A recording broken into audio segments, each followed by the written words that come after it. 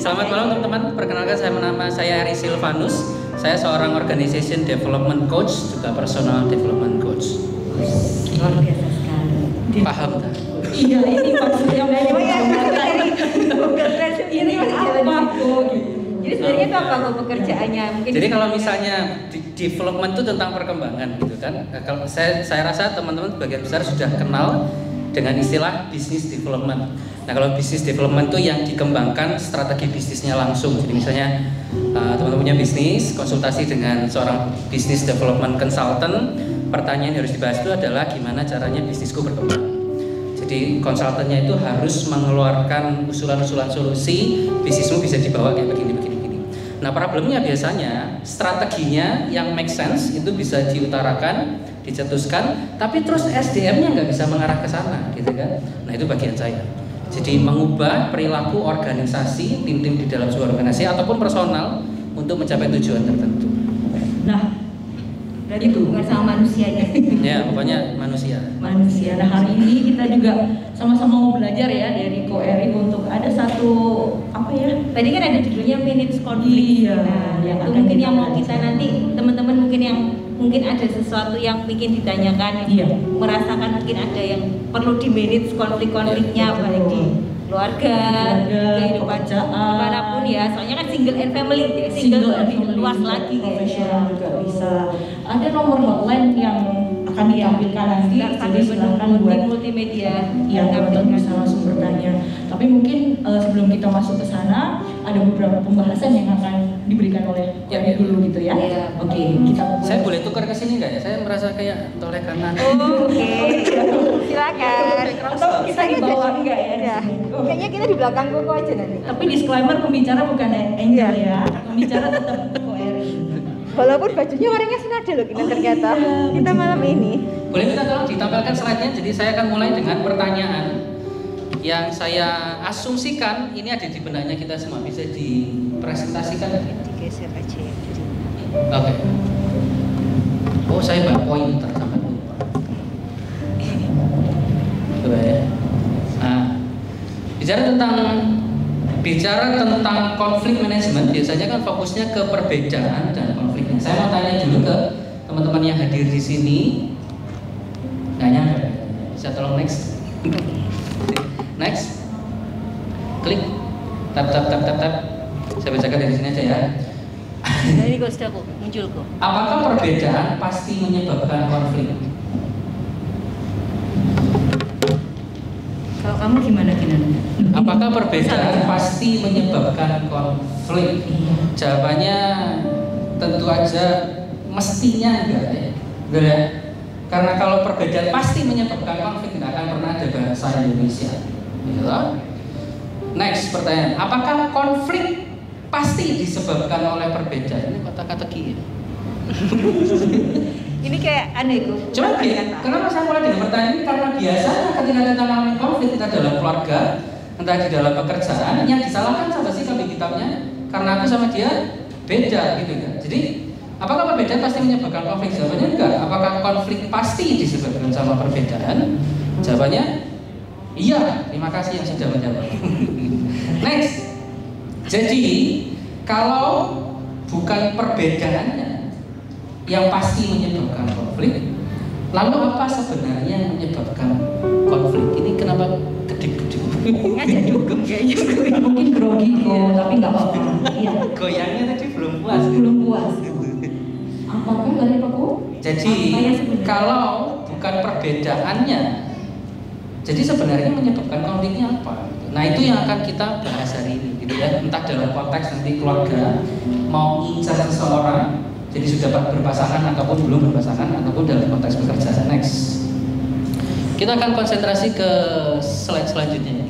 Jadi di dalam dinamika relasi biasanya siklusnya itu begini. Ada trigger sesuatu, pemicu sesuatu yang sengaja nggak sengaja bikin kita itu, gitu ya, kayak hati itu ketusuk, entah itu tersinggung, sakit hati, pokoknya emosi negatif itu, ya. Nah, karena hati kita tertusuk, next, maka kita bereaksi, biasanya defend.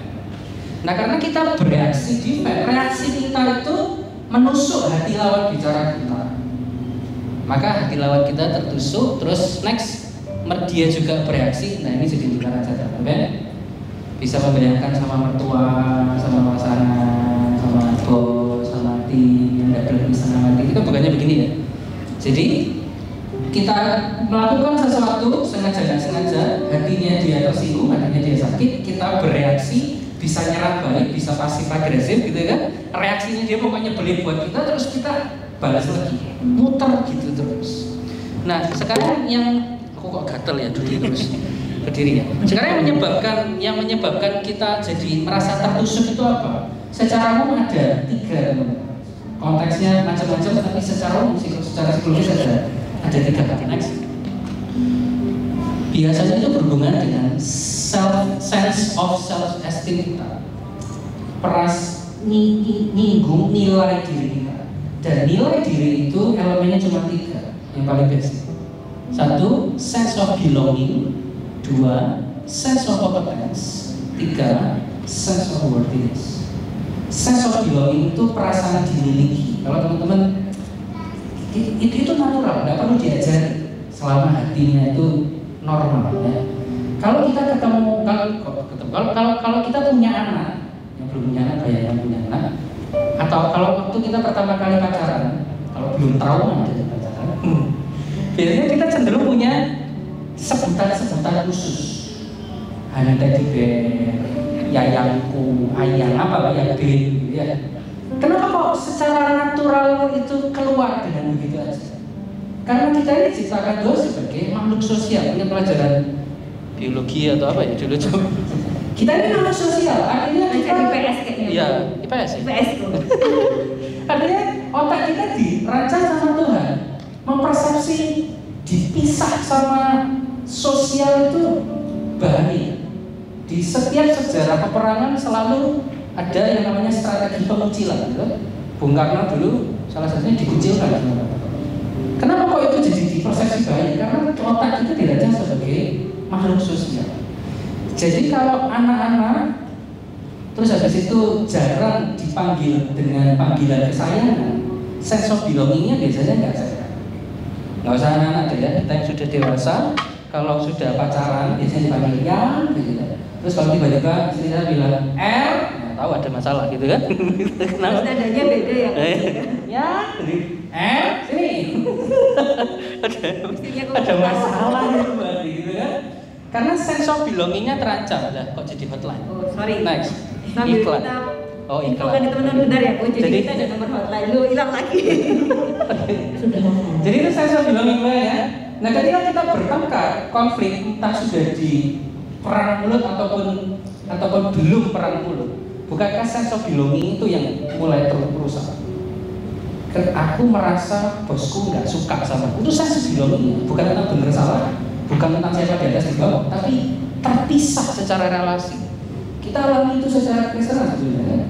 Dosa itu poin utamanya adalah bukan nerakanya, tapi terpisah sama Tuhan. Itu yang paling menyakitkan seharusnya. Jangan kita berdosa jadi tidak merasa gitu. Jadi sense of belonging rusak, reaksinya kita jadi nggak benar. Kamu bisa bayangkan kalau misalnya sama asisten rumah tangga kita sengaja tanpa sengaja bentak dia karena memang dia melakukan kesalahan. Reaksinya dia biasanya entah itu pasif agresif, diem, nggak bergeming, melengos, atau kalau dia punya karakter yang kebetulan kuat dia akan nyerang balik kita. Itu karena merasa terpisah. Sense of belonging rusak. Next. Yang selanjutnya adalah sense of competence. Sense of competence itu aku harus merasa bisa melakukan sesuatu. Saya pernah pelayanan di sebuah gereja dulu part time di pemuda remaja. Nah biasalah ya pemuda remaja itu katanya malu-malu, jadi si pembimbingnya itu berusaha untuk nyeret setengah maksa menghipnotis.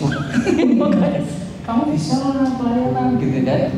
Itu sebetulnya merusak sense of competence-nya si anak-anak muda itu. Karena kalau dia punya bakat seni, dia sebetulnya tahu bahwa aku ini belum bisa. Dan pelayanan di depan ini bagaimanapun ada unsur manggungnya. Jadi dia concern dong, kalau aku belum bisa melakukan yang terbaik. Kalau kita paksa dan ternyata dia gagal, salah apa segala macam, sense of kompetensinya itu drop, rusak. Jadi orang punya rasa percaya diri jadi susah. Ya, teman-teman bisa bayangkan kalau kita kerja sama atau hidup serumah dengan orang yang nggak ngasih makanan sense of competence. Kamu nggak bisa gini, kamu salah, kamu pelupa, kalau segala macam dibahas. Jadi aku bisa apa? Nggak ada bisanya sebenarnya. Kenapa kamu nikah sama aku? Ya kepaksa. Itu awal dari problem. Next, sense of worthiness. Nah, sense of worthiness ini agak susah menjelaskan ke orang non-Kristen. Karena sebetulnya sense of worthiness itu kita paling paham. Kalau saya pakai kata kunci sense of worthiness itu walaupun, ya kan? Tuhan sama kita itu walaupun. Saya itu paling susah nyanyi lagu-lagu yang menunjukkan bahwa kitanya yang setia, karena selalu saya tidak setia sama Tuhan. Ya, yang setia itu Tuhan. Walaupun saya setia, Tuhan tetap mengasihi saya. Nah, itu sense of worthiness. Kalau anak bertumbuh kekurangan sense of worthiness, dia akan tumbuh sebagai pribadi yang merasa berguna, layak, berharga ketika ada sense of competence. Harus ada syaratnya dulu. Ketika dihargai, dipeluk, diakui sebagai anak, baru merasa orang seperti ini kalau tumbuh besar terus Tuhan izinkan hidupnya itu tidak dapat itu, cerai, atau dia masih belum dewasa, orang tuanya cerai, dia diserahkan kemana, dia dipecat sama perusahaannya, dia merasa diperlakukan tidak adil, dia merasa tidak pernah diuji kompetensinya. Teman-teman bisa bayangkan secara teori ini, sense kompetensinya ada, sense of belongnya hilang. Dan kalau dia belum pernah merasakan kasih Tuhan yang walaupun itu, apa self-esteemnya? Apa pilar yang nopang dia? Tidak ada. Betul-betul kasih karunia Tuhan kalau dia mati bunuh diri. Bunuh diri bukan berbuat. Sering ketemu ya. Jadi teman bisa bayangkan, ini bukan tentang ngomong apanya yang salah. Setiap orang punya badannya masing-masing. Tapi kalau sengaja tidak sengaja, komunikasi kita itu nikahnya itu menyebabkan tangki-tangki ini bocor. Itu membuat kita biasanya bereaksi, sakit katanya. Nah, reaksi kita biasanya nyerang balik. Nah, ini jadi lingkaran setan. Sampai sini dulu, apakah ada pertanyaan? Oke, mungkin kita mau bahas dulu yang lingkaran kiri tadi. Yeah. Itu kan sempat bilang kalau misalkan biasanya itu ada pemicunya, trigger tadi. Yeah. Nah, tapi kan kita nih, setiap orang ini kan nggak paham ya, mungkin triggernya setiap orang ini beda-beda. Yeah. Mungkin saya sama Kinan aja udah beda di triggernya. Yeah. Kayak gitu. Nah, mungkin gimana ya, maksudnya cara orang tuh paham sebenarnya triggernya kita ini seperti apa gitu loh. Yeah. Kayak gitu. Secara fisiologis, secara fisik, neuroscience membuktikan bahwa kalau ini titik-titik ini terpicu, itu biasanya hormon kortisolnya naik. Hormon kortisol kalau teman-teman cari di internet itu adalah hormon yang membuat kita lebih waspada. Kenapa lebih waspada? Karena ada bahaya. Jadi misalnya saya itu jijik banget sama kecoa. Teman-teman mungkin ada yang cinta banget sama kecoa. Kalau ketemu haleluya, shalom gitu ya. Saya enggak. Kalau ada kecoa, saya akan lari. Saya intermezzo sebentar. Jangan dicoba. Intermezzo untuk menggambarkan ilustrasi tentang kortisol ini. Itu bisa refleks. Saya itu jijik banget sama serangga. Mungkin karena dulu waktu kecil terlalu banyak ditakut-takut sama serangga gitu ya. Bahkan belalang yang kayaknya jinak aja, itu dulu pembantu saya itu nunjukin ditaruh di tangan gitu terus gitu bisa gigit. Jadi saya belajar bahwa nggak ada serangga yang aman. Semua serangga nggak peduli, kayak Bugs Life yang sangat cute gitu itu menakutkan. Nah, saya pernah waktu itu ikut proyek menyeleksi orang-orang terbaiknya Bank BCA, itu retreat gitu kan. Namanya retreat kan di gunung di Jakarta sana. Terus ada serangga. Ini saya pakai jas ya teman. Pakai jas ngadepin the best people-nya orang BCA. Ada serangga lewat, kira-kira saya ngapain? Lari. Iya. Itu kortisol saya itu gitu. Ngerti ya? Bukan tentang objeknya secara objektif, tapi itu reaksi chemical otak kita kalau kita mempersepsi ada yang bahaya. Nah, bahaya ini pemicunya macam-macam seperti yang kamu tadi bilang. bisa sesuatu yang mungkin banyak orang bisa relate sama aku seperti serangga, atau sekedar suara. Kalau kita tumbuh di keluarga yang papa mama sering bertengkar sampai teriak-teriak, kadang-kadang suara keras itu ya, itu bisa jadi trigger. Rasain aja, tiba-tiba tuh gitu kayak nggak enak gitu. Nah kalau bahayanya itu betul-betul kuat dipersepsi sama otak kita, bukan objektif, bergantung nilai otak kita tuh mempersepsi kayak apa. Itu mulai adrenalinnya keluar, teman-teman pasti familiar dengan adrenalin, itu maju jantung gitu kan, kerasa, pasti kerasa, tegang, keringat dingin, kayak pingin marah. Tergantung, kalau karakternya pasif dia kan ingin sembunyi, kalau termasuk karakter aktif dia pengen udah selesai, nggak usah dibahas. Jadi macam-macam pemicunya. Kalau teman-teman ingin mendeteksi, catat. Ketika habis marah biasanya sadar, gitu. Ketika habis meledak itu, kok aku tadi gitu? Reaksi natural kita adalah membela diri.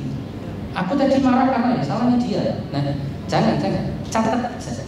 Aku tadi marah karena ada orang atau si dia itu melakukan A, B, C. Nanti kalau teman-teman bikin jurnal seperti itu, pasti kelihatan polanya. Oh, kalau aku menghadapi orang-orang yang seperti ini, biasanya emosiku kepicu.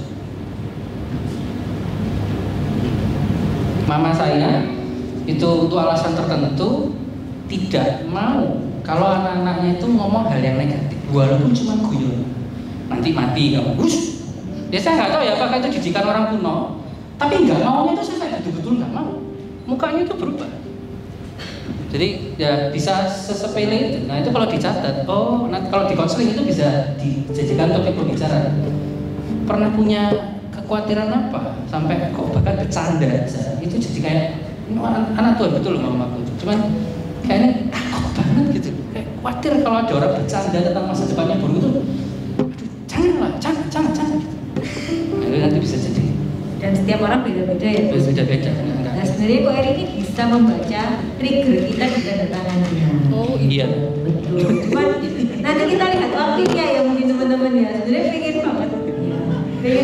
Mungkin salah satu jemaat yang bersedia ya Bu ya sebenarnya. Ya bagian dari pekerjaan saya, karena saya berurusan dengan manusia. Jadi kadang-kadang orang itu bukan sekedar mau tidak mau gitu.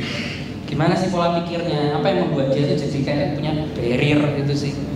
Berarti itu karena bawaan ya, bukan karena sifat lahir kan? Maksudnya proses yang. Nah semua, kalau menurut teori sainsnya DNA mempengaruhi. Jadi sampai turunan keempat itu mempengaruhi pola parenting yang kita alami mulai dari kecil sampai ke kurang lebih remaja itu punya efek. Pelajaran-pelajaran hidup yang kita pegang, tidak semua pelajaran hidup itu kita pegang ya. Kita hanya pegang pelajaran hidup yang bermakna bagi kita. Makanya kita bisa jatuh berulang kali di kesalahan yang sama karena itu nggak ngedong. Jadi pelajaran hidup yang buat kita penting itu mempengaruhi macam-macam, pendidikan, apa yang kita baca, keyakinan kita atas hidup, macam-macam. Oke, ya kok sebelum nanti lanjut ke slide berikutnya, mungkin kita ada pertanyaan buat sense of self-esteem ini kok. Jadi tadi kok Eri bilang kalau misalkan kita udah bisa mengevaluasi trigger kita ya kok ya, kita biasanya defense, kita nyalahin orang lain.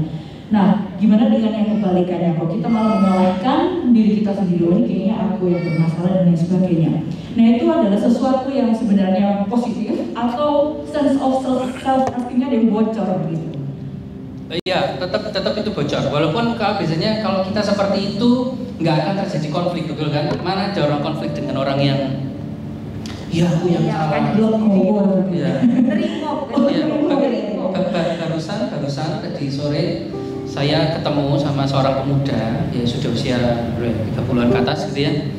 Sudah berkali-kali pacaran, pacaran itu bukan mesti kayak 3 bulan gitu ya, ada yang bertahun-tahun terus gagal, itu alasan tertentu lah. Nah terus yang kali ini kayaknya dia merasa bukan she is the one atau he is the one, bukan, tapi kayaknya kok ini worth it untuk diperjuangkan. Dia bilang ini berat, tapi kok kayaknya worth it untuk diperjuangkan. Nah yang saya mau ceritakan adalah dia somehow sekarang mengembangkan kebiasaan begini. Dia ini tipikal orang logis. Belum tentu cowok ya yang logis itu, cewek juga bisa super logis. Jadi ketika si pasangannya ini cerita, sebetulnya di kepala dia itu pusing, harafiah sakit kepala, karena nggak ngerti. Kok kamu sampai mikirnya kayak gitu ya? Cuma dia sudah belajar dari pengalaman berkali-kali gagal itu, bahwa kalau dia nyeplos gitu langsung, ya mestinya kayak gini, buyar langsung, nggak ada harapan kepelaminan. Jadi dia belajar bahwa diem dengerin belum di kepalanya itu sakit semua.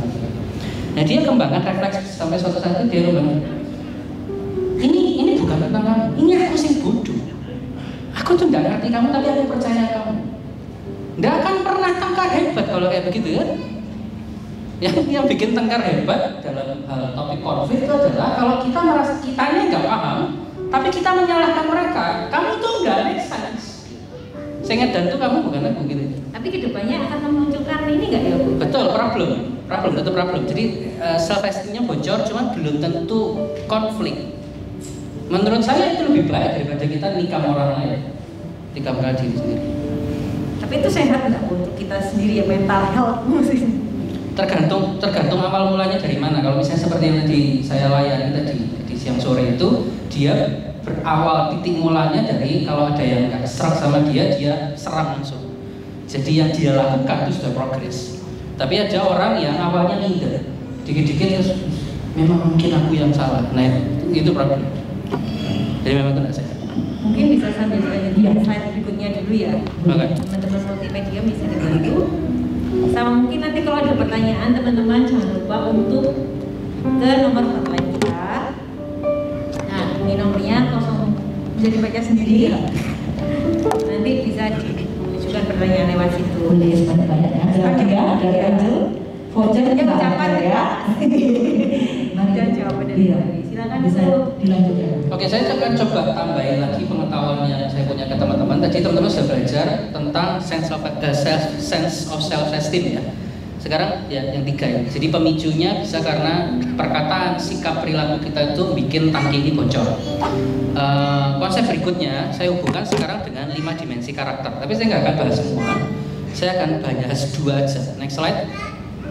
Jadi karakter itu dimensinya ada 5. Salah satunya adalah pola pengambilan keputusan. Jadi karakter itu sebetulnya adalah pattern, pola sikap, pattern of behavior. Nah, keputusan kita itu ada polanya. Makanya ada tes psikologi. Saya dulu termasuk orang yang waktu remaja, pemuda itu nggak percaya sama tes psikologi. Justru karena saya percaya Tuhan itu nggak bisa dikotak-kotakan. Tuhan itu terlalu kreatif, masa sih? Seberapa miliar manusia ini bisa digolongkan jadi 4, jadi 6, jadi 12, jadi nggak make sense sih. Memang Tuhanku tuh nggak sekreatif apa gitu ya. Tapi ternyata memang manusia bukan cuma isinya 14 gitu, tapi ini menolong kita untuk deteksi pola.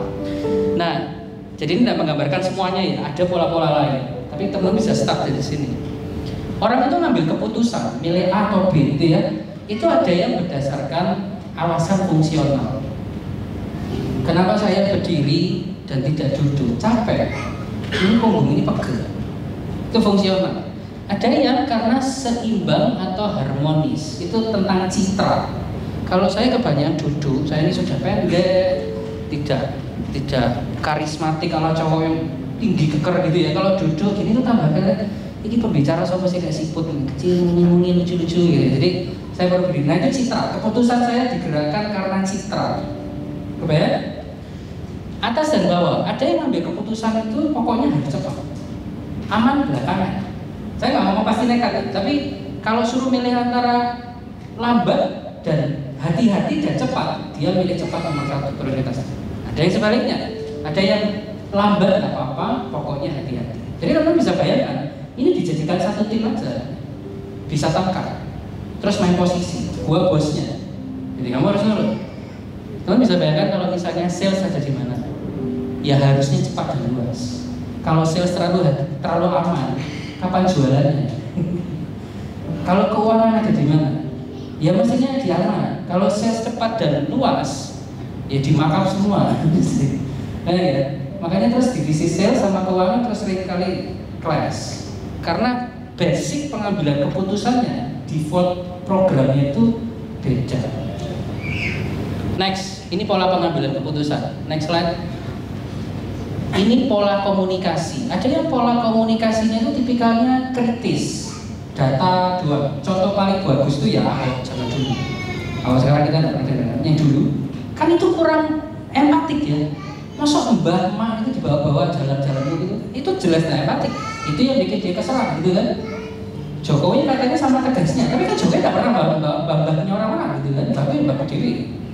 Jadi ada yang pola komunikasinya itu kritis. Pokoknya kan kontennya benar, orang itu tersinggung gara-gara salah, itu urusannya dia. Ada orang lain yang pola komunikasinya bukan fokus kontennya, tapi delivernya dong. Walaupun benar, tapi kalau cara penyampaiannya salah, terus mau kemana ini? Orang komunikasi, dua-dua punya sudut pandangnya sendiri tergantung situasi. Ada yang bawah sama atas itu ekspresi, bawah itu impresi. Impresif itu nggak kelihatan, orang bilang itu cool, kayak kulkas. Sedih raut mukanya begitu, marah raut mukanya begitu, jatuh cinta mukanya begitu, baru putus cinta mukanya juga begitu, flat. Jadi itu kan mempengaruhi pola komunikasi. Bahkan saya sama istri saya itu selalu saya bikinkan materi stand up. Dia sudah oke.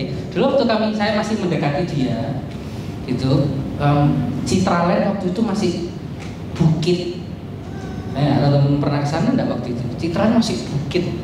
Kalau malam itu di sebelahnya gereja Katolik itu bukit. Kesana itu bisa ngelihat lampu kota, ya puncak-puncak mini lah ya. Tahun berapa itu?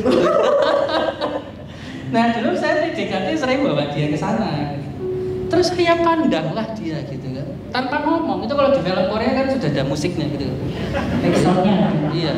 Pokoknya saya noleh gini loh. Kira-kira reaksinya dia kayak apa kalau misalnya pakai konsepnya? Kayaknya siap gue, ngapain sih? Nah iya persis. Sama kita cek. Ngapain tuh lihat-lihat? Hancur berantakan.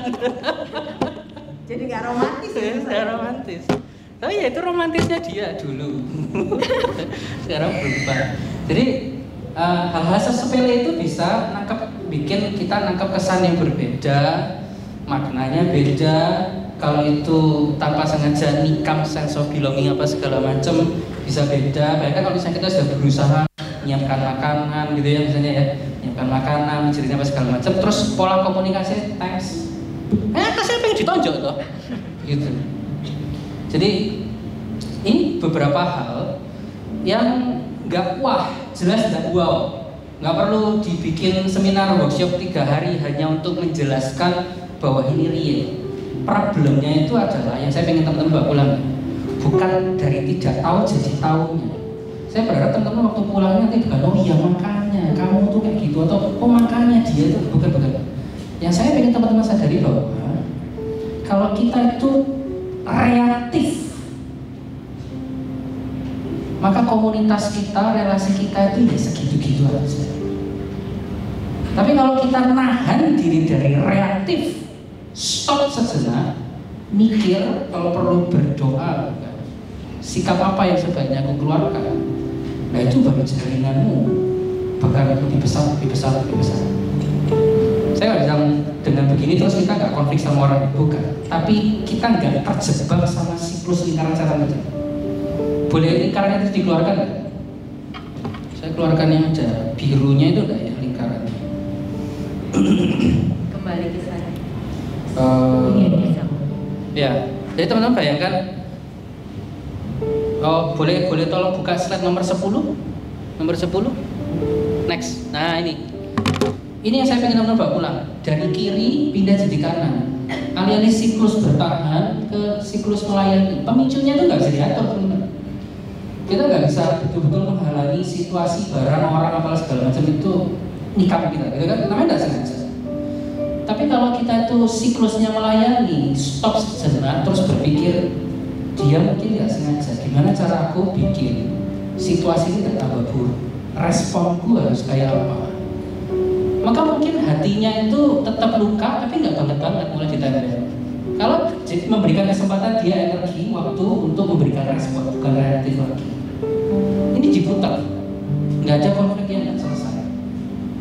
Ketika saya bilang nggak ada konflik yang nggak selesai, menurut pengalaman saya di kelas primer itu bukan sebulan 2 bulan, bisa tahunan. Karena kadang-kadang masalahnya bukan si lawan bicara. Saya pernah punya pasangan yang saya bimbing, itu problem lukanya itu di papanya. papanya nggak pernah muji dia. Padahal karakter itu kayak karakter perjuang yang nggak bisa diem mau tantangan baru itu. Lu bisa bayangkan kalau karakter naturalnya gitu dibesarkan di keluarga yang papanya nggak pernah muji dia, kecuali dia berhasil mencapai prestasi tertentu, maka dia tumbuh sebagai pribadi yang harus membuktikan sesuatu, gitu kan? Nah pasangannya suatu kali kan kadang-kadang bisa gagal di bisnisnya, gagal jualan, melakukan kesalahan di depan umum, itu sakit buat dia. Karena ketika pasangannya itu melakukan kesalahan di depan umum, reaksi psikologisnya adalah hidupku dalam bahaya. Kalau ini terjadi, dia dalam bahaya. Bisa ditolak dia, bisnis bisa bangkrut kemana-mana gitu, karena latar belakangnya seperti itu. Nah mau pasangannya mau sembah sujud kayak apa? Gak akan bisa. Memang bisa jadi pasangan sempurna? Ya mungkin. Itu PR-nya si dia itu untuk selesaikan sama papanya dan Tuhan. Selama itu belum selesai, pasangannya kan jadi kambing hitam. Hitamnya telah ya. Gitu. Nah di momen-momen seperti itu, pertanyaan bukan gimana caranya supaya pernikahan ini happy. Itu pernikahan ala dunia teman-teman. Kenapa kamu nikah? Ya supaya lebih happy. Nggak usah Kristen untuk kayak begitu. Kenapa kamu nikah? Supaya Tuhan berkati lebih banyak. Nggak perlu Kristen untuk kayak begitu. Gitu. Kita diciptakan untuk memuliakan Tuhan. Jadi alasan kita menikah supaya kita bisa dibentuk jadi berkat yang lebih luar biasa lagi. Jadi dalam kondisi kayak begitu yang saya tanya sama si pasangan, kamu mau tahan nggak? Bukan demi kamu, tapi demi Tuhan Yesus. Itu saya aja sebetulnya dalam doa itu mengeluh gitu. Tuhan itu gak mari-mari. Sampai kapan? Capek. Ya saya harus kuat kan. Ya, kabar baiknya setelah sekian tahun sekarang sudah baik. Jadi kalau fokus kita ke membangun siklus melayani sama pasangan, sama anak, sama rekan kerja, nggak ada masalah yang sebetulnya nggak bisa selesai. Tinggal worth it diperjuangkan atau enggak. Saya kalau dia bilang dunia kerja bukan berarti terus semua tim yang bucino setengah mati terus harus dipelihara terus ya, enggak kalau bergantung respon kali ya. Iya, kita kan ngasih mereka gaji, kan udah bertobat ya bagaimanapun duitnya ada kan, tunggu mereka bertobat gitu kan. Tapi jangan begini, jangan bilang lah ya apa, mana bisa dia nggak akan pernah bertobat, jangan hakimin orang. Sekedar aku nggak punya dana untuk nunggu kamu bertobat, itu lebih fair, lebih objektif. Nggak akan pernah nyakiti perasaannya dia. Ya. Ini bukan tentang karaktermu, tapi dari kita ngobrol berkali-kali, sikapmu ini merugikan.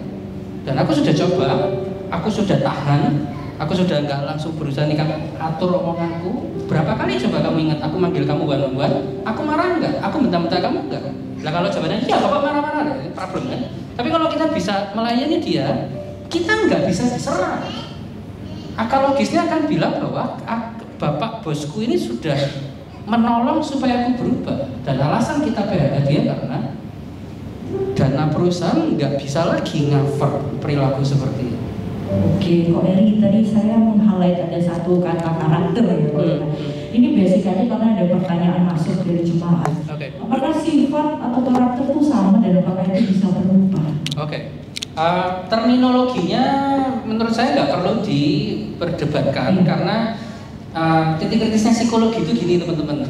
Semua orang merasa tahu arti dari istilah itu walaupun definisinya masing-masing. Jadi tidak penting ya.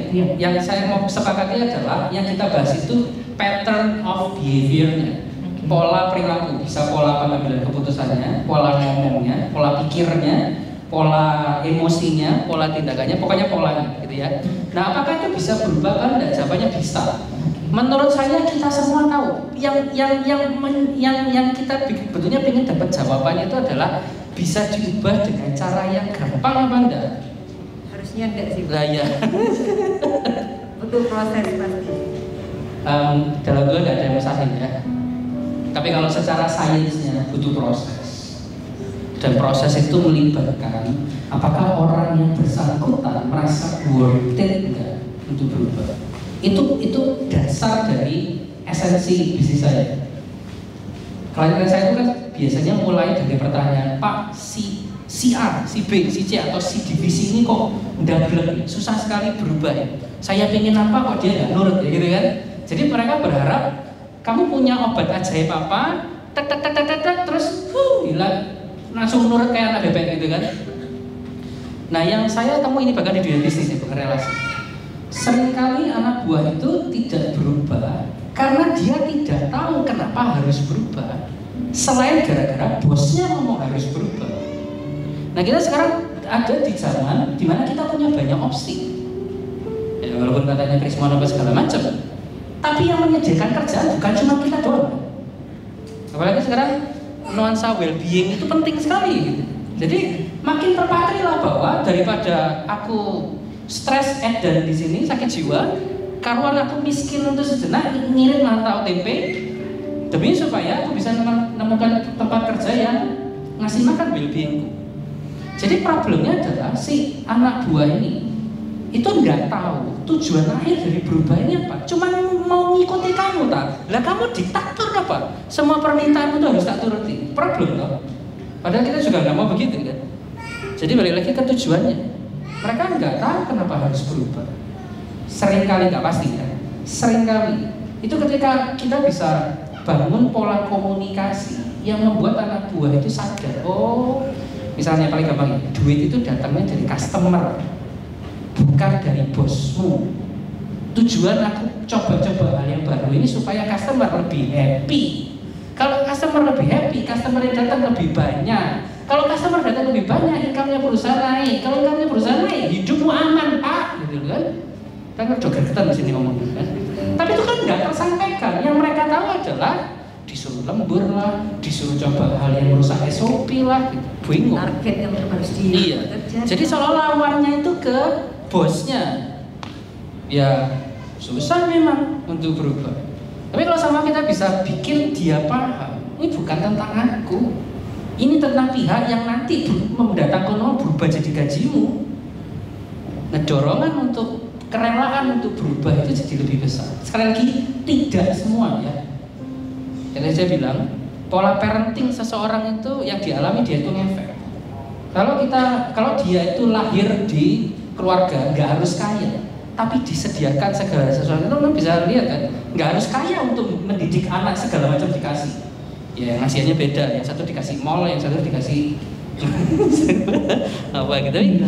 Itu membuat si anak itu tidak mau berubah sekedar apa yang aku mau, ya aku harus Oke, kok tadi memungkinkan untuk berubah ya tadi ya, dan kita tadi juga nangkep ada kata komunikasi kok, seperti yang tadi ada dipakai juga. Ya. Nah sekarang kalau misalnya kita mau bawa itu di ranah pelayanan gitu kok ya, biasanya itu ada masukan-masukan untuk kita, gitu ya. Mungkin di dalam pelayanan kita ada masukan dan lain sebagainya. Dan bagaimana kita itu supaya tidak tersinggung gitu kok ya, atau juga ketika kita memberikan masukan itu tidak membuat konflik itu ya, tidak membuat orang lain tersinggung sampai ini worst case gitu, kemudian dia keluar gitu. Seperti bagaimana? Sambil ini mau jawab sebentar, sorry kalau saya potong, teman-teman mungkin mau mengingatkan yang membawa anak kecil sore hari ini kita ada di Brokit di ruang karpet kuning. Jadi mungkin anak-anaknya bisa diajak ke sana karena kita ada. Atau kita ke sana, kita kan anak-anak bukan ya? Anak-anak doang. Ya, silakan Bu. Oke. Apa tadi pertanyaannya? Oh, pelayanan. Ya, tersinggungan tadi. Ya, kata kuncinya dulu ya, kita tidak bisa memastikan orang itu tidak tersinggung, karena itu terkait sama kedewasaan orang itu menerima apa yang kita omongkan. Yang kita bisa lakukan adalah meminimalisir kemungkinan orang itu tersinggung. Nah, saya kasih tipsnya, bukan pasti berlaku untuk semua situasi ya, tapi kalau teman-teman lakukan ini, kemungkinan orang tersinggung itu berkurang drastis. Persepsi bahwa kalau orang itu tidak mau melakukan sesuatu itu ada alasan masuk akal. Nah itu harus ditanya dulu. Datang telat, gampang tuh. Yang lebih gampang lagi adalah langsung menghakimi telat. Itu masalah. Tanya, tak amati kok kayaknya kamu 3 minggu terakhir ini kok telat ya? Apa? Positive thinking gitu. Apa? Ada problem. itu nolong supaya kita nggak langsung maju nusuk gitu kan. Nah apapun jawabannya, kita mau mengarahkan intinya ojo telat gitu kan. Tapi awalnya belajar positive thinking dulu tadi ya Bu. Mencoba untuk berempati, karena siapa tahu ada sesuatu, ini nggak perlu. Kita kan ini di Indonesia, katanya Indonesia negara Asia itu ramah. Iya ya, iya tak? Teman-teman merasa begitu? Kita itu nggak ngomong, bukan ramah. Kita itu mungkin kita ramah sama bule, gitu. Kita tuh nggak ramah, kita tuh nggak ngomong. Jadi kalau kinerja kita menurun, disiplin kita berkurang, kita tuh nggak ngomong penyebabnya apa. Untuk alasan yang negatif atau alasan positif, itu sungkan lah, memang ada masalah lah, aku memang malas masuk kerja, nggak ngomong gitu kan. Nah itu dibuka pembicaraannya. Sekali lagi, apapun jawaban mereka, bukan kayak itu basa-basi, jangan. Orang akan kerasa loh basa-basi. Tapi tujuan dari goal itu adalah dorong dia untuk jangan telat. Nah dorong untuk jangan telat itu harus ada alasan yang masuk akal. Karena kita bukan Tuhan yang harus diikuti. Loh Tuhan aja mengizinkan kita berdosa kok. Apalagi Eri gitu, copoy. Jadi suggestion, kenapa kok sebaiknya jangan telat? Ketika orang itu klik dengan alasannya, dia akan coba berubah. Kalau dia nggak klik dengan alasannya, teman-teman mesti sadar bahwa mentalnya memang belum sedewasa itu. Kalau dia sesama pelayan, mungkin salah pilih orang. Terlalu sadis ya. Kalau itu salah satu pelayan, mungkin itu saat yang tepat untuk merancang program pembinaan untuk para pelayan. Karena mindsetnya belum klik. Saya tadi ini aslinya pakai celana hitam, sabuk coklat, baju pink, sepatu hitam. Terus waktu mau masuk mobil istri saya lihat screening. Ya ganti. Kalau dulu saya nggak peduli, karena saya rada fungsional gitu. Karena saya paham pentingnya citra gitu. Dia bukan mau nikah saya, itu demi kebaikan saya. Kamu belum pernah ke gereja ini, bagaimanapun kesan pertama penting gitu kan.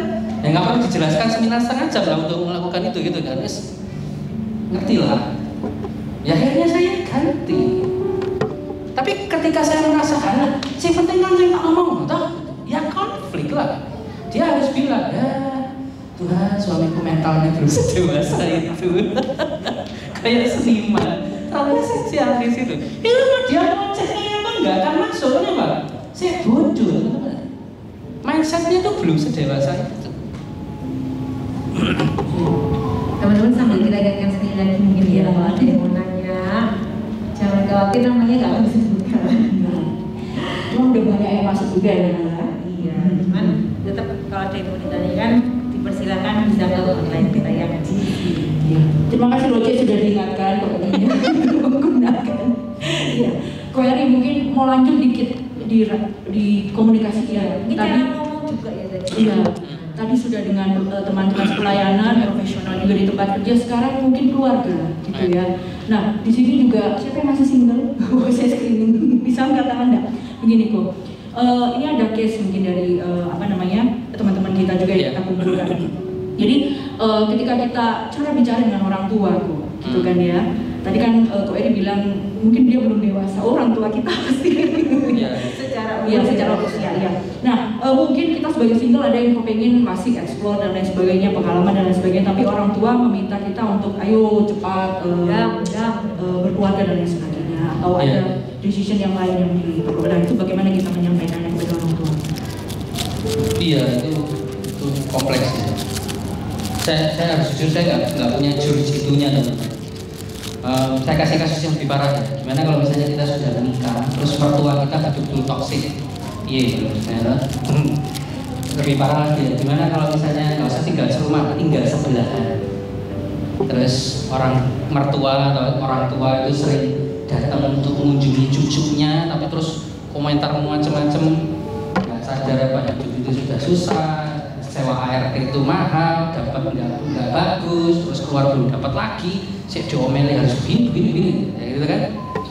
Nah, tidak ada jurus jitu teman-teman. Tapi saya mau kasihkan beberapa prinsip. Satu, teman-teman diri sendiri dulu. Ya.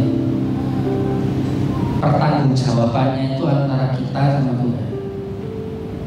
Bukan, tugas kita bukan mempertobatkan orang tua. Tugas orang tua bahkan bukan mempertobatkan anak. Ya toh? Jadi setiap orang itu bertanggung jawab di hadapan Tuhan itu sendiri. Saya ngomong ini nggak gampang ya. Saya tahu, saya sering dengar cerita. Tapi itu mindset pertama. Teman-teman harus fokus pertama ke well-being sendiri. Oke, dua, sebisa mungkin pasang jarak atau kalau perlu pisah. Begitu. Karena apalagi kalau teman-teman sebagai orang tua, teman-teman punya tanggung jawab untuk menyediakan lingkungan situasi supaya anak ini bertumbuhnya sehat. Nah kalau kita terlalu habis energinya gara-gara dilukai, merawat anak itu setengah mati toh, ya. Yang sudah punya, gitu kan? Yang belum punya kan nggak ngerasain. Ini lucu, gitu. Kapan punya anak lagi? Gitu kan? Yang ngerasain itu loh kan setengah mati, gitu. Jadi itu butuh energi besar. Kalau memungkinkan, pisah. Kalau memungkinkan, harus enggak. Terus kalau nggak bisa pisah gimana? Berdoa, minta Tuhan tahan.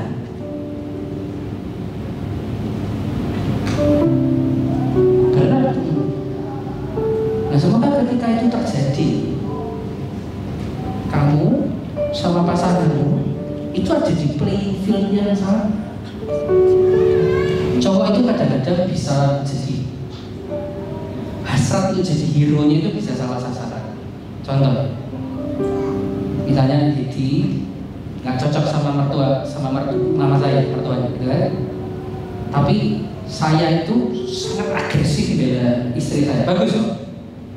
Tapi gara-gara begitu, saya jadi kurang bijak berkomunikasi sama mama saya.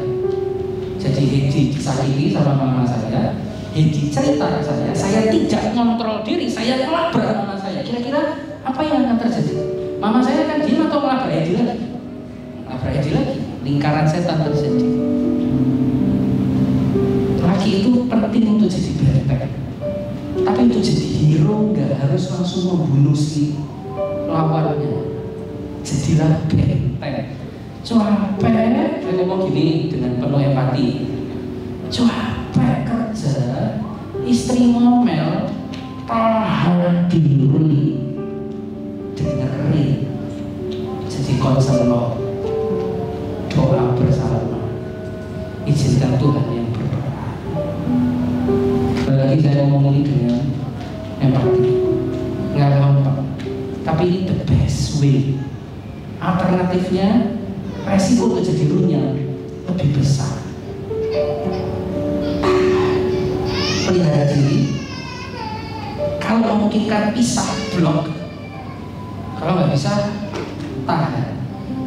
Terakhir, kalau teman-teman merasa sudah di level imam yang lebih dewasa, teman-teman akan mulai merasa aku tuh ya setiap kali itu terjadi hatiku sakit, tapi di balik sakitku itu sebetulnya aku iba sama mamaku.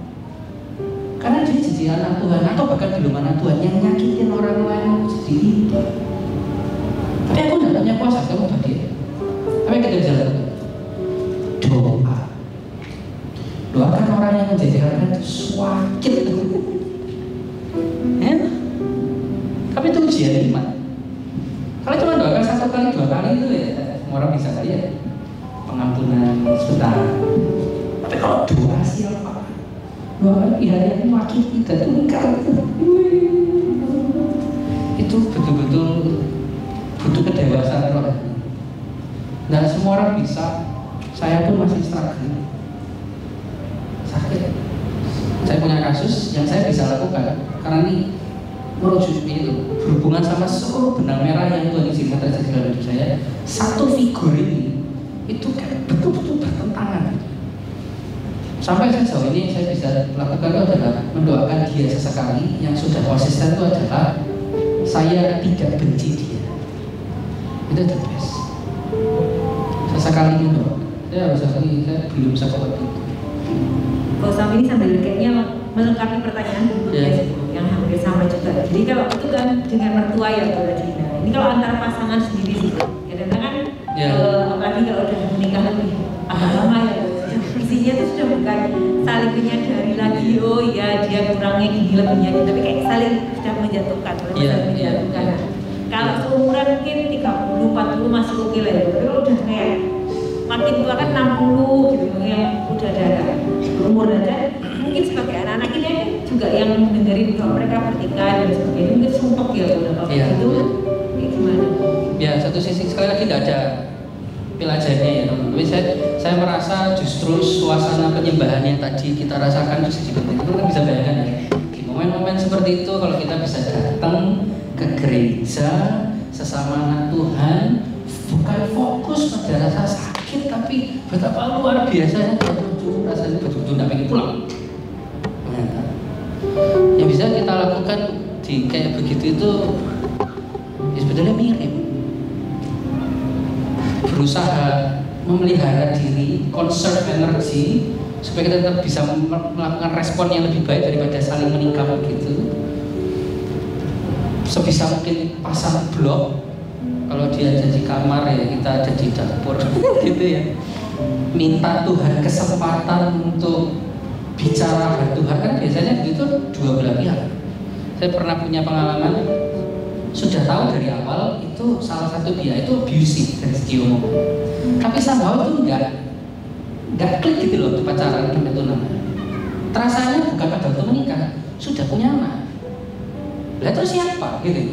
Sama-sama anak Tuhan.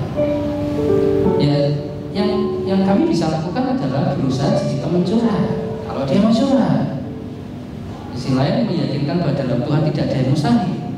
Tapi lebih dari itu, nanya ke dia,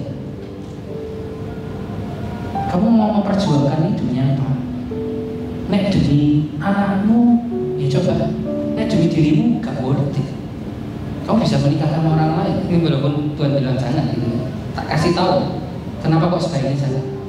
Tapi itu kan aku ya, aku nggak bisa larang. Aku ngarang mau apa gitu kan. Tapi kalau kamu percaya Tuhan itu adil, Tuhan peduli sama hidup, di ujungnya ini ada kemenangan. Cuman aku nggak tahu ya kemenangannya kayak apa. Apakah kemenangannya keluargamu pulih, atau kemenangannya nanti anakmu yang ngasih kesaksian bahwa orang tuaku itu kayak gini-gini, mama begitu gini-gini, tapi mama aku luar biasa, dia luar biasa. Di situ menang, nggak tahu. Tapi kamu lakukan ini demi Tuhan Yesus. Jadi tidak ada pilihan, mohon maaf. Mungkin kalau saya motivator aja bilang 3 kata aja itu. Maaf, minta tolong. Terima kasih. Gak ada. Hidup ini itu berat. Itulah pentingnya kita punya Tuhan. Karena orang dunia akan bilang, nah, terus ngapain pernikahan kayak gitu dipertahankan? Minggat toh aja sudah gitu kan? Kita bilang, aku lakukan ini bukan untuk aku lakukan ini demi supaya aku bisa memuliakan Tuhan. Saya kasih kesaksian. Soalnya ini pas momennya. Saya punya mantan asisten rumah tangga Muslim, terus bertobat secara ajaib. Terus dia karakternya itu kayak pejuang. Jadi sama almarhum bapak saya dikasih mulai masuk ke kantor gitu kan, jadi pengepak apa segala macam, sampai akhirnya naik terus jadi kepala cabang di luar pulau. Perempuan kepala cabang luar pulau, dekat sama salah satu pendeta, sampai nikah punya anak.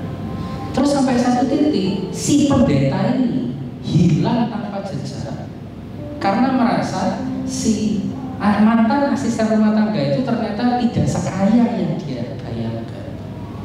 Yang bikin saya merasa ini kesaksian luar biasa, saya akan selalu cerita kemana-mana, tapi saya tidak bukan namanya, adalah karena dia bilang begini, kok yang kenapa aku memutuskan sudah punya anak satu, tidak mau menikah lagi, karena Tuhan Yesus bilang kalau pasangan belum meninggal tidak boleh nikah lagi. Ini mana yang luar biasa, simple kayak kamu gak mikir kok sesederhana itu sih, masuk nurut plek-plek begitu sama firman Tuhan. Tapi dalam kondisi yang akal manusia sains gak bisa pecahkan, ya hanya itu sebetulnya menyelamatkan kita.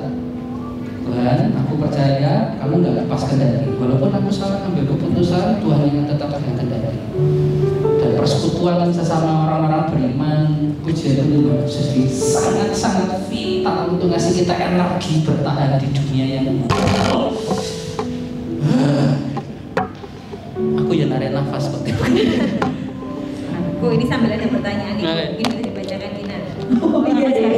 Ini kalau ada pertanyaan dari jemaat itu sebelum kita sampai kesimpulan ya, Bu. Kita waktunya so cepat sekali. Ini kok ekstra bimbingan yang Pak, kita sudah dengan waktu. Tapi nggak apa-apa. Nanti ada 10 sesi lagi. Ini pertanyaan terakhir mungkin Bu sebelum kita masuk ke kesimpulan ya, Bu. Jadi dia nanya tips menghilangkan atau mengatasi rasa minder dan supaya nggak jadi orang yang mudah tersinggung. Oh oke. Bisa tolong slide-nya yang tadi 3, sense of self-esteem, sense of self-esteem, susah ya. Sense of self-esteem. Ini teman-teman. Kalau saya punya klien personal dan problemnya adalah rasa percaya diri, selalu rujukannya ke sini. Kita harus menciptakan ladang latihan untuk ini mulai terpenuhi. Nggak bisa abstrak, misalnya ya. Dan tidak punya rasa percaya diri itu kan abstrak, nggak percaya diri dalam hal apa, gitu kan? Bikin salah satu project untuk latihan. Misalnya, aku kok rasanya minder banget ya ngomong sama orang itu bingung. Oke, konteks apa yang bisa kamu tentukan untuk kamu belajar ngomong sama orang lain? Jangan langsung manggung. Itu perform, nggak ngomong sama orang lain. Mungkin bisa dimulai dengan waktu di gereja nyapa orang baru. Nah latihan, latih staf-staf yang bisa dilatih. Nanti kan waktu latihan dengan teknik yang komunikasi benar untuk nyapa orang ya, bukan dengan kedudukan, teknik yang benar dilakukan, feedback orang baru bagus kok. Notanya itu terus ngerekam ini. Ternyata aku bisa ya. Itu sense of kompetensinya mulai naik. Senang, dopamin keluar, happy. Coba lagi, lakukan itu terus-terusan. Maka dia akan merasa, oh dalam hal nyapa orang baru, aku percaya diri. Ini bisa bablas kalau nggak pakai Dionysus.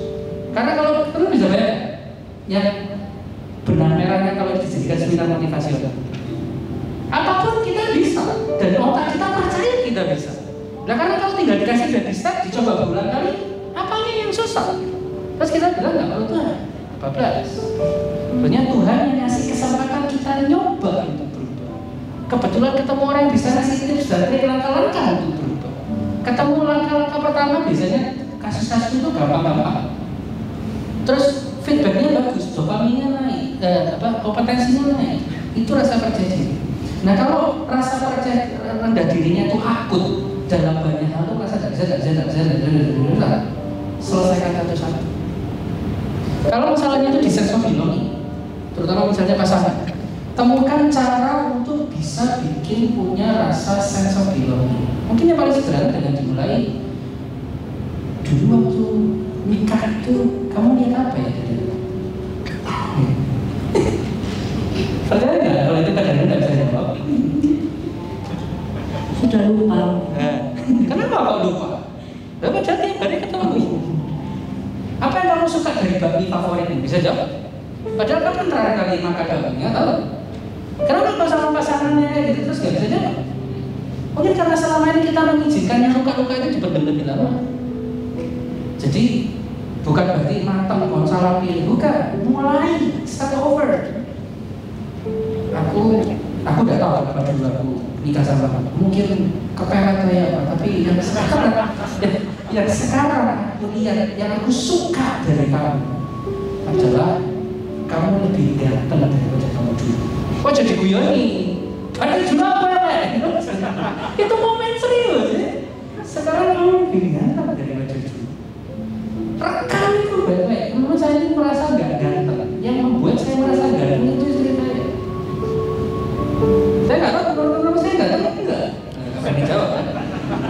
Ya gitu masalahnya orang Indonesia itu. Bukan ramah, nggak ngomong, betul ya. Tapi istri saya yang bilang, kamu tuh ganteng dibandingkan apa gitu kan. Kalau Grand Butter ya enggak lah. Ganteng Grand Butter. Jadi bikin baby steps. Komunitas beriman ini jadi menolong sekali. Nggak harus ke konselor, orang profesional seperti saya. Bantu sesama saudara kita itu untuk punya baby steps. Lah kan sesama saudara sendiri tuh. Jangan langsung dikritik. hargai prosesnya. Dia dari kikuk gitu terus belajar untuk nyapa. Gerejo, nggak peduli ini 5 tahun apa 50 tahun, itu gerejo. Kompetensinya naik, sense of belonging naik, sense of worthiness naik.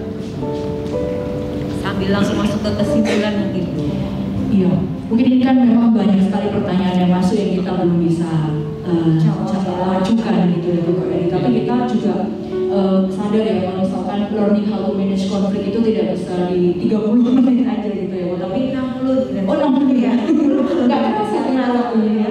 Nah, mungkin kok kita bisa minta insight atau kesimpulan dari Bu Eri. Saya merencanakan sebetulnya boleh slide terakhir, boleh? Ya. Saya merencanakan sebetulnya nutup dengan kalimat ini, tapi kok kayaknya kurang pas ya dari apa yang kita bicarakan hari ini. Slide terakhir, tidak? Bukan. Nah, mereka yang lebih mampu mengelola perbedaan dan hidup berdampingan akan bisa mengelola konflik menjadi sinergi. Tapi kayaknya dari yang kita bicarakan ini terlalu dingin. Kayaknya pertanyaan-pertanyaan lebih ke konteks-konteks yang nggak sih ini. Menurut saya teman-teman, sebagai komunitas ya, saya ngomong sebagai komunitas dulu. Jadikan ruangan ini, jadikan gereja ini sebagai tempat untuk orang itu bisa refresh. Karena hidup itu susah. Jangan sudah ngomong sebelum pandemi ini. Kamu tuh tak utus sebagai serigala tengah domba ke tengah serigala. Hidup itu susah. Dan kita sebagai orang timur itu gak gampang untuk cerita.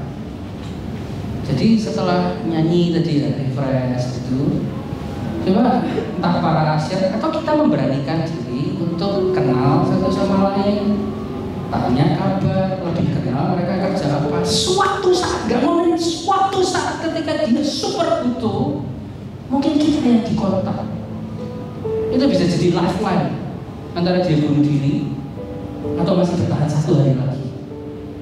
Tapi kalau kita nggak mulai sekarang, hidup itu susah.